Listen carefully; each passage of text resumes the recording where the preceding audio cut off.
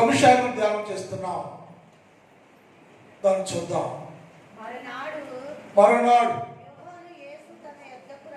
యోహాను యేసు తన యొద్దకు రాగా చూచి, ఇదిగో లోక పాపము మోసుకొని పోవు దేవుని గొర్రె పిల్ల అని చెప్పారు.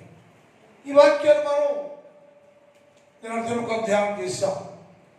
ఈ గొర్రె పిల్ల ఎవరు అంటే, ఒకటి వివరించబడిన గొర్రె పిల్ల నేర్చుకున్నాం.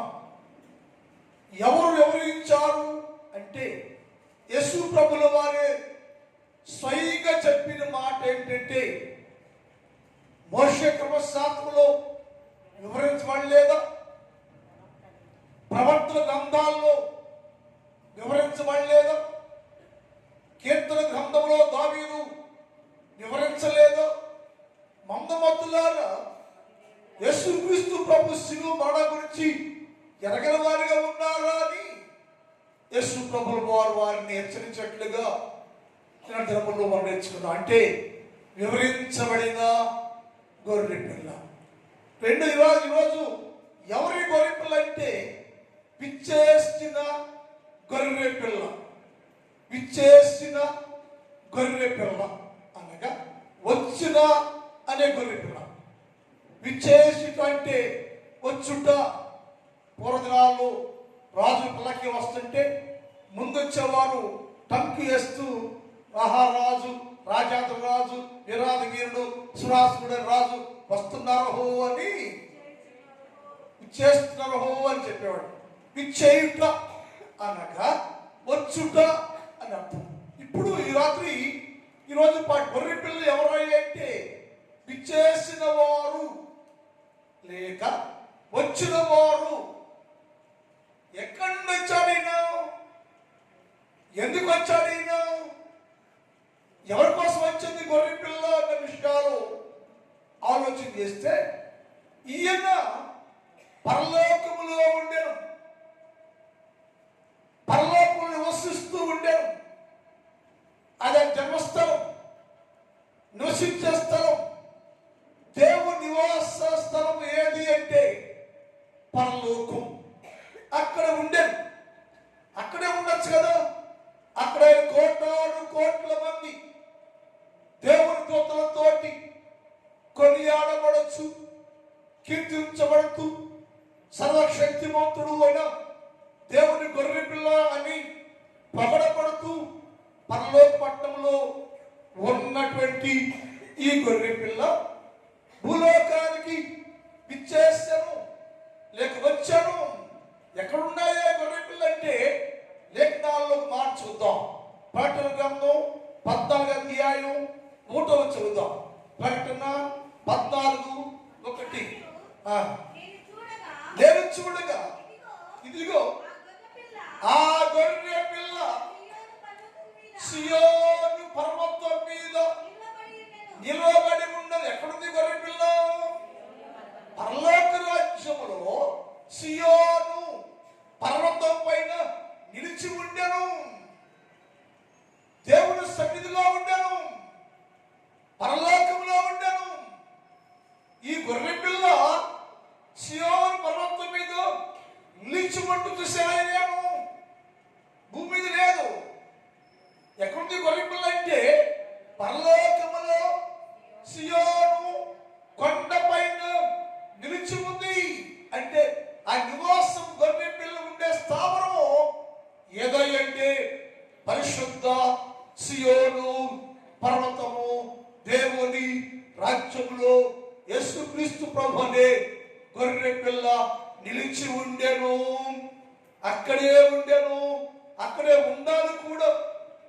అక్కడ ఉన్నటువంటి ఆ గొర్రె పిల్ల, సియోను పర్వతం మీద ఉండవలసిన గొర్రె పిల్ల ఎందుకు ఇచ్చేసిందయ్యా అని ఆలోచించారు మనం. ఇంకో మాట బైబిల్లో ఈ గొర్రె పిల్ల ఎక్కడున్నాయంటే సియోను పర్వతం మీదే కాకుండా లేఖనాలు ఒక మాట చూద్దాం. చూడండి సార్, అదే ప్రకటన గ్రంథం 17:14. ప్రకటన 17:14. వీరు గొర్రె పిల్లతో యుద్ధము చేతులు గాని గొర్రె పిల్ల. ఈ గొర్రె పిల్ల అంటే ప్రభువులకు ప్రభువును రాజులకు రాజును. ఈయన గొప్ప రాజులకు రాజు అంట, ప్రభువులకు ప్రభువు అంట, గొప్ప దేవుడు అంట ఆయన పేరు గొర్రె పిల్ల. శివుని పర్వతం మీదే కాకుండా పరలోక రాజ్యంలో అనేక మంది శత్రు రాజుల నుంచి యుద్ధం చేస్తూ ఉంటే ఎవరు ఆ గొర్రె పిల్లతో యుద్ధం చేసి గెలిచిన వారుగా లేరు, జయించిన వారుగా లేరు. ఆయన యుద్ధం చేసినప్పుడు అక్కడ ఏమంటే ఆయన ఎవరైనా గొర్రె పిల్ల అంటే రాజులకు రాజును ప్రభువులకు ప్రభువును తనతో కూడా ఉండిన వారు, పిలవబడిన వారు, ఏర్పడబడిన వారు పరిశుద్ధ సమూహంతో కలిసి ఆయన పరలోకములో ఉండెను. ఈ గొర్రె పిల్ల ఎవరంటే రాజులకు రాజు ప్రభువులకు ప్రభు సియోను పర్వతం మీద నిలిచి ఉండి లోకమంతా పరిపాలన చేస్తున్న ఏకైక రాజు. ఆయన పేరు సియోనులో ఉన్న గొర్రె పిల్ల. ఆయన యేసుక్రీస్తు ప్రభుల వారు అని లేఖనాల్లో ఉంది. అందుకని ఎవరయ్యా గొర్రె పిల్ల అంటే ఆయన పరలోకం ఉన్నాడు. ఆయన నివాసం ఎక్కడంటే పరలోక రాజ్యంలో. ఏం చేస్తున్నాడో ఎక్కడంటే సియోను పర్వతం మీద ఉండేను, శత్రు యుద్ధం చేస్తే జయము కలిగించేవాడికి ఉన్నాడని చూసి అదే ప్రకటన గ్రంథము 7వ అధ్యాయం 17 చూద్దాం. ప్రకటన 7:17. ఏలయనగా సింహాసనం మధ్యలో ఉన్నట్టు గమనించాలి. ఈ గొర్రె పిల్ల ఎక్కడున్నాడంటే ఒకటేమో సియోను పర్వతం పైన, రెండేమో ఈ రాజుతో రాజు ఆధిక్యతో పదవి కలిగి రాజుగా ప్రభువుగా అక్కడ ఉండను. అంతేకాకుండా సింహాసనం మధ్యలో గొర్రె పిల్ల వారికి కాపరిగా ఉండను. ఎక్కడి గొర్రె పిల్ల? సియోను పర్వతం పైన పరలోక రాజ్యములో ఆయన సింహాసనం మధ్యలో గొర్రె పిల్ల వారికి కాపరి అయి ఉండెను. ఆ కాపరిగా ఉండి ఆయన అందరి భాష బిందువులు తుడుస్తూ ఉండెను, నెమ్మదిపరుస్తూ ఉండెను, సంతోషపరుస్తూ ఉండెను. ఎవరికి ఇలా ఇబ్బంది కలగకుండా ఆ కాపరి అనబడే గొర్రె పిల్ల ఎక్కడున్నాడంటే పరలోకములో సింహాసనం మధ్యలో, సింహాసనం దగ్గర నిలిచి ఉన్నాడు. ఆయన ప్రధాన కాపరి గొర్రె పిల్ల అని రాయబడింది. అది ఏం చేస్తాడంటే ప్రతివాని బాష్ప బిందువులను తుడిచివేయను, జీవ జలముల బుగ్గ యొద్దకు వారిని నడిపించును, క్షేమాభివృద్ధిలో వచ్చేటువంటి దేవుడు ఈ గొర్రె పిల్ల. ఎక్కడ ఉన్నాడంటే పరలోకములో ఉండెను, పరిశుద్ధ స్థలములో ఉండెను, సింహాసనం మధ్యలో ఉండెను. అక్కడ పెట్టి దేవుడు ఎందుకు మరి ఇచ్చేసాడయ్యా? పరలోకం ఉన్నటువంటి ఆ గొర్రె పిల్ల సింహాసనం మధ్యలో ఉండి అందరూ చాలా పొగడబడుతూ అదే 10 వచ్చి ఒకసారి 17 మా దేవునికి గొర్రె పిల్లకును మా రక్షణకై స్తోత్రమని. అక్కడ ఏం చేస్తారంటే ఈ గొర్రె పిల్లను స్తోత్రము స్తోత్రము స్తోత్రము స్తోత్రము స్తోత్రం, మా రాజుకే స్తోత్రం, రక్షణకే ఎంతకే స్తోత్రం, మా దేవునికే స్తోత్రం, మా గొర్రె పిల్లకే స్తోత్రం అని అనేకులు దేవుని దూతలు పరిశుద్ధులు అక్కడ గానం చేస్తూ ఆయన కీర్తిస్తూ ఉండిరి, ఘనపరుస్తూ ఉండిరి, స్తోత్రిస్తూ ఉండిరి, రాజు గుర్తిస్తూ ఉండిరి. ఆయన ప్రతిరోజు ఆయన్ని స్తుతి స్తోత్రాలతో నింపుచు ఉన్నారని లేఖనాలు రాయబడి ఉంది. ఇలా ప్రతిరోజు మా దేవుడు మా కాపరికి మా గొర్రె పిల్లకే స్తోత్రం అని కొనియాడబడుచు పొగడబడుచున్నటువంటి ఆ గొర్రె పిల్ల పరలోకములో నుంచి భూలోకానికి విచ్చేశాడు. పరలోకములో నుంచి ఆ స్థలాన్ని, ఆ స్థావరాన్ని, ఆ మహిమను, ఆ ప్రభావాన్ని పొగడబడుతున్న గొప్ప కీర్తిని విడిచిపెట్టేసి ఆయన భూలోకానికి గొర్రె పిల్లగా, ఆ గొర్రె పిల్లే పరలోకంలో ఉన్న దేవుని గొర్రె పిల్లే, పరలోకంలో అందరి చేత పొగడబడుచున్న దేవుని గొర్రె పిల్ల అనబడి యేసు క్రీస్తు ప్రభుల వారు ఆ స్థలం నుంచి విచ్చేసను. గొర్రె పిల్ల ఎవరంటే విచ్చేసిన గొర్రె పిల్ల. ఎక్కడికి విచ్చేస్తాయంటే భూలోకానికి. భూలోకానికి వచ్చి వెంటనే యాహారు కంటబడింది. యాహారు ఏం చెప్పాలంటే ఏసేస్తున్నాడయ్యా రెండురా అని చెప్పాలి. యేసు ప్రభుల వారు వస్తున్నారయ్యా, ఈ యేసు ప్రభుల వారు అయ్యా రెండయ్యా చూడండి అయ్యా అని కనుగొండి అయ్యా అని చెప్పాలి. అది ఏమి సంబంధించి అక్కడ గొర్రె పిల్ల కనుక, పరలోకంలో దేవుని గొర్రె పిల్ల కనుక, దేవుని చేత పొగడబడుచుకుంటే గొర్రె పిల్ల కాబట్టి, దేవుని కాపునిగా ఉన్న దేవుని గొర్రె పిల్ల కనుక, ఆ గొర్రె పిల్లే శరీరాకారంలోకి మార్చబడి భూలోకంలోకి వచ్చి నిలిచి ఉంటే అది ఏమని పరిచయం చేస్తారంటే లోకానికి, ఇదిగో లోక పాపం మోసుకుని పోయే దేవుని గొర్రె పిల్ల అని చెప్పుకుంటూ వస్తాగా. ఏం చెప్పాలి? ఆయనకి పేరుంది. గాబ్రియల్తో పేరు చెప్పాడు, ఆయన యేసు అని, ఇమ్మానుయేల్ అని ఆయనకి పేరుంది. కానీ ఈ ఆహారం ఏం చెప్పాలంటే యేసయ్యా అని చెప్పాలి, ఇమ్మానుయేల్ ఏం చెప్పాలి.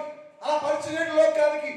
లోకానికి ఏమని పరిచయము చేశాడంటే, ఇదిగో ఈయన పరలోకంలో ఉన్నట్టు గొర్రె పిల్లయ్యా, పరలోకంలో ఉన్నాడు, దేవుడు కాపురిగా ఉన్నాడు, శివుడు ప్రభుత్వం మీద ఉన్నాడు. ఆ గొర్రె పిల్ల పరలోక మహిమ వైభవాన్ని విడిచిపెట్టి భూలోకంలోకి గొర్రె పిల్లగా దిగి వచ్చాడయ్యా. అందుకని ఇదిగో లోక పాపము మోసుకొని పోయే దేవుని గొర్రె పిల్ల. ఎందుకు వచ్చావయ్యా నువ్వు పరలోకం విడిచిపెట్టేసి? ఎందుకు ఇచ్చేసావయ్యా యేసయ్యా? గొర్రె పిల్లలు యేసు ప్రభుల వారు మీరయ్యో పరలోకం విడిచిపెట్టేసి భూలోకంలోకి ఎందుకు విచ్చేసావయ్యా?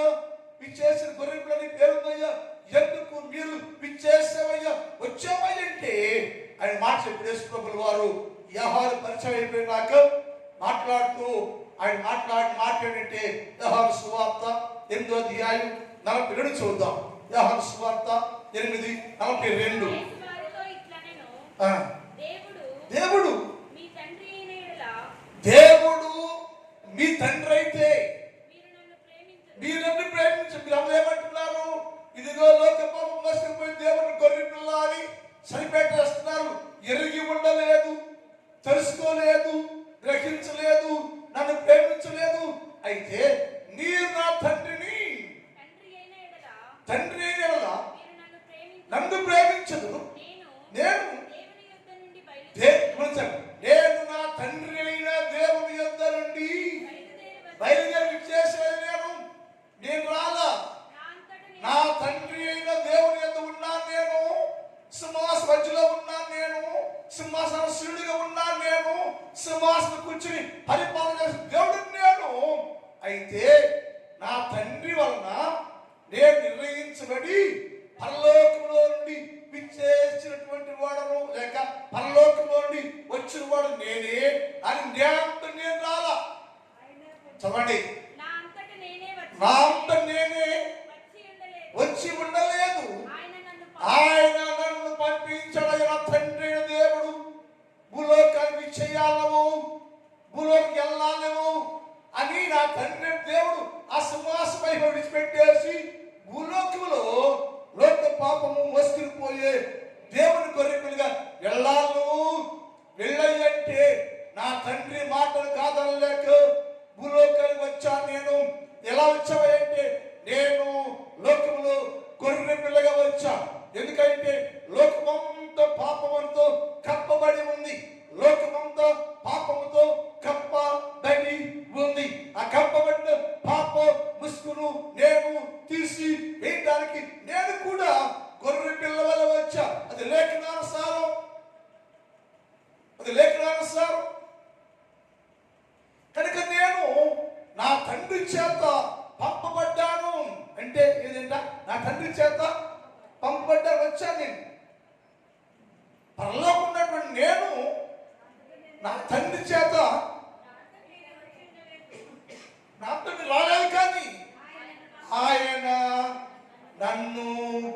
పంపెను, విచ్చేయించాను. ఆయన పంపిడాడు, ఈ భూలోకానికి ఇచ్చేసాను నేను. ఎందుకు వచ్చావయ్యా నువ్వు భూలోకానికి? ఏం చేస్తావయ్యా గొర్రె పిల్ల? ఏం చేస్తావంటే, నేను తీర్పు తీర్చరాగదయ్యా. నేను తీర్పు సమయం ఒకటి ఉంది, తీర్పు తీర్చే సమయం ఒకటి ఉంది. ఇప్పుడు నేను తీర్పు తీర్చడానికి నేను భూలోకానికి పంపబడలేదు, నేను విచ్చేయలేదు. నేను ఎందుకు వచ్చావయ్యా అంటే, అది యోహాను సువార్త 3:17 చూద్దాం. యోహాను సువార్త 3:17. లోకము తన కుమారుని ద్వారా,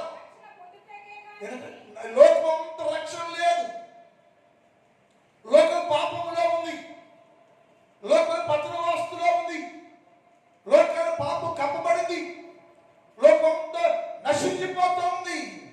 ఈ నశించిపోతున్న లోకాన్ని నేను రక్షించాలి అన్న తండ్రి కాన్సెప్ట్ అది.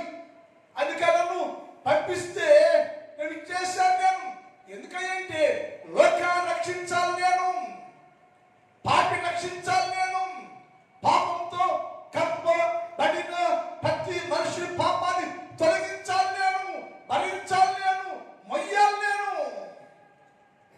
అందుకని లోకము తన కుమారుని ద్వారా, ఆయన కుమారుని ద్వారా అనగా యేసుక్రీస్తు ప్రభు అనే విచ్చేసిన గొర్రె పిల్ల ద్వారా రక్షణ పొందుటే గాని లోకాన్ని నేను తీర్పు తీర్చడానికి రాగలయ్యా. నేను తీర్పులకు రాలి, ఇప్పుడు రక్షించడానికి వచ్చాను, నేను బాగు చేయడానికి వచ్చాను. నేను అందరిలో పాపం ఉందయ్యో, పాపం అక్కడ తచ్చుమంటాడు, లోకము పాపముతో కప్పబడెను. తజ్జుమల మాట వాడబడింది. లోకము పాపముతో కప్పబడెను. కప్పబడిన పాపాన్ని నేను తీసివేసి ఆ కప్పని పాపాన్ని, ఆ దుప్పటి నేను వేసుకోవడానికి నేను లోకంలోకి వచ్చానయ్యా.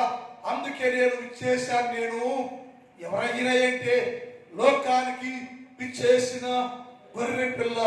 ఎందుకు ఈ లోకానికి పిచ్చేసావు అంటే, నశించిపోతున్న లోకాన్ని రక్షించాలి, నేను మాత్రం రక్షించాలి. నా తండ్రి చెప్తామైంది. నా తండ్రి చెప్పాడు, నువ్వు వెళ్ళి లోకములో నశించి పాపములో చనిపోతున్న మనుషులందరి పాపాన్ని భరించాలి. నా పేరు లోక పాపము మోసుకొని పోయే దేవుని గొర్రె పిల్ల కనుక ఆ పాపంతో మోసి లోకం రక్షించాలి నేను.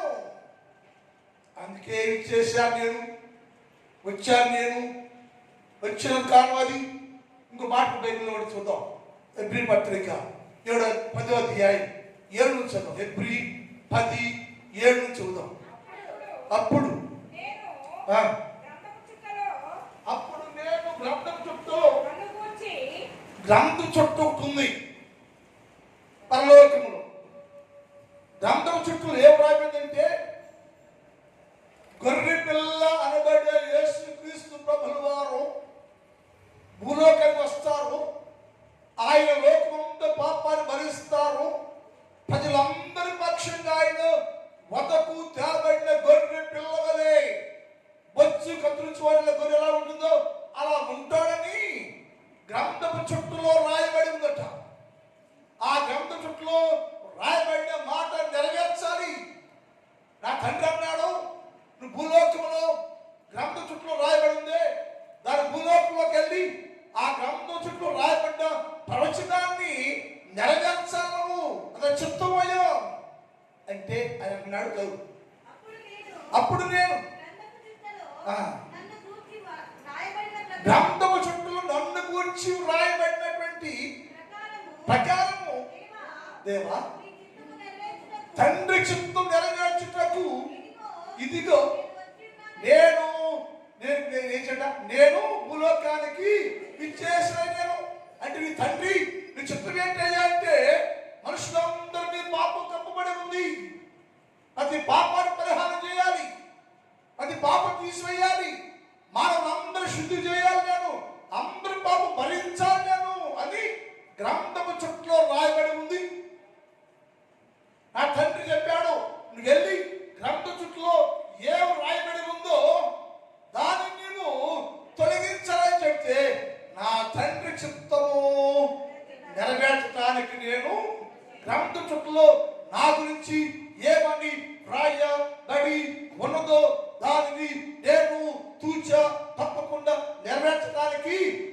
విచ్చేసానయ్యా నేను, వచ్చాను నేను అయ్యంటే తిన్నారు అసలు.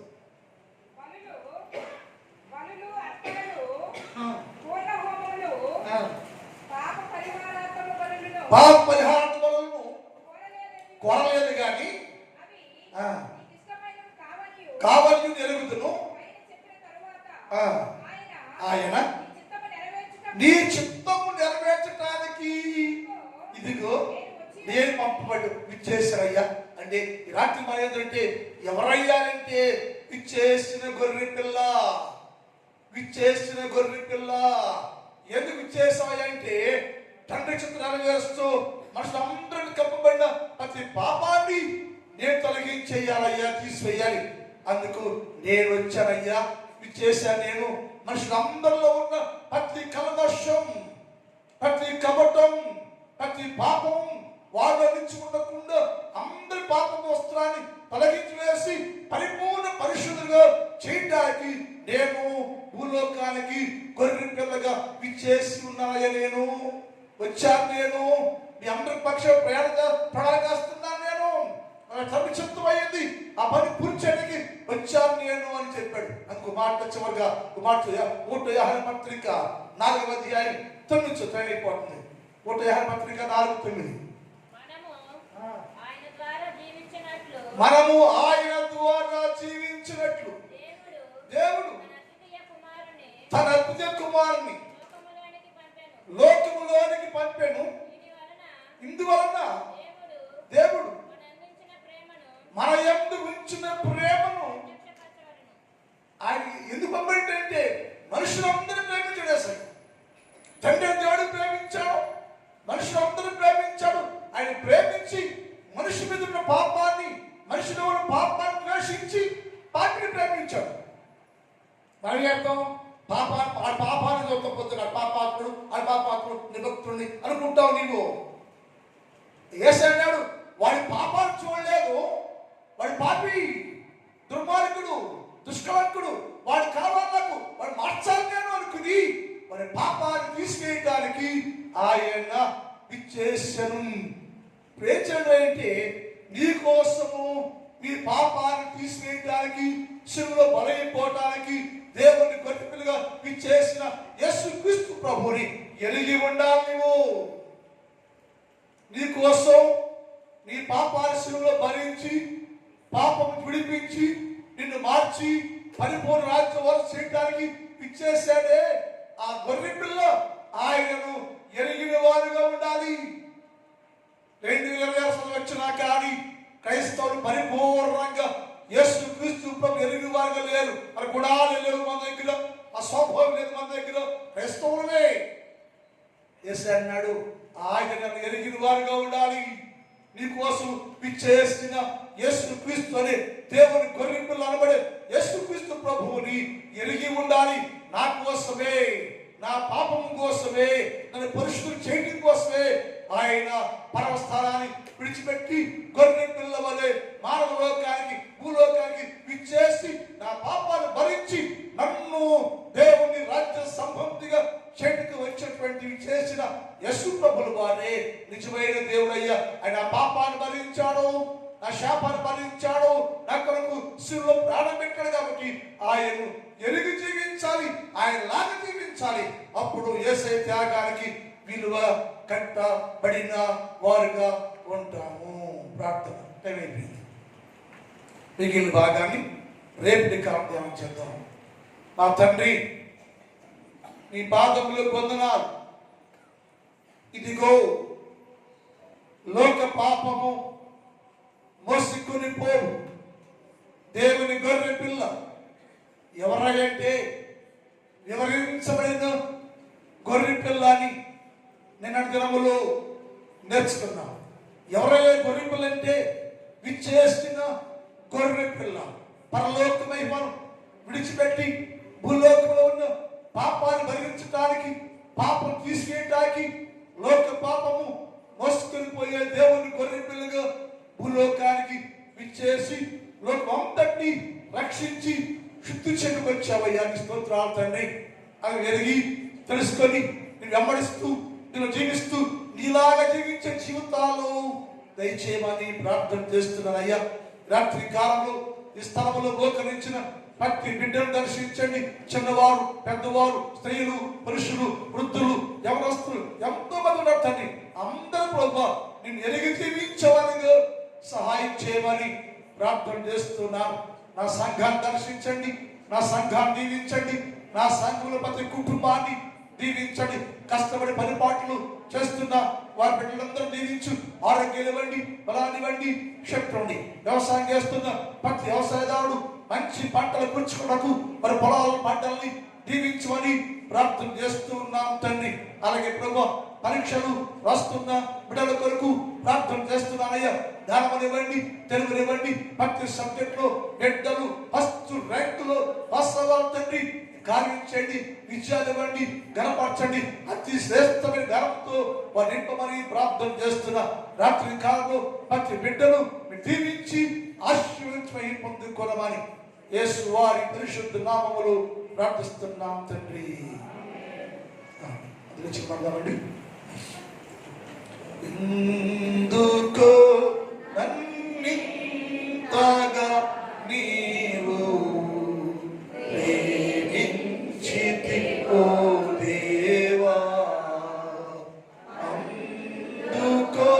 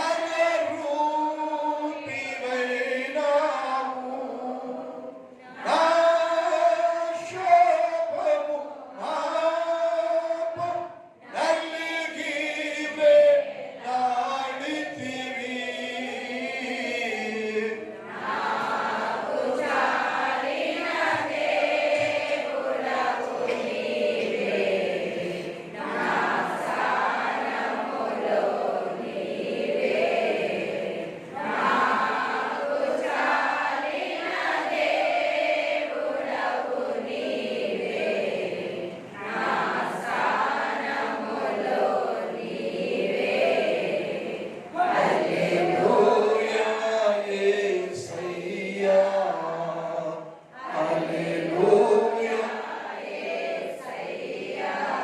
తండ్రి దేవుని ప్రేమ, కుమారుడు యేసుక్రీస్తు వారి కృప, పరిశుద్ధాత్మ దేవుని యొక్క నిత్య సహవాసం ఇప్పుడు ఎప్పుడు ఎల్లప్పుడు సదాకాలము మనందరి తోడై ఉండును గాక.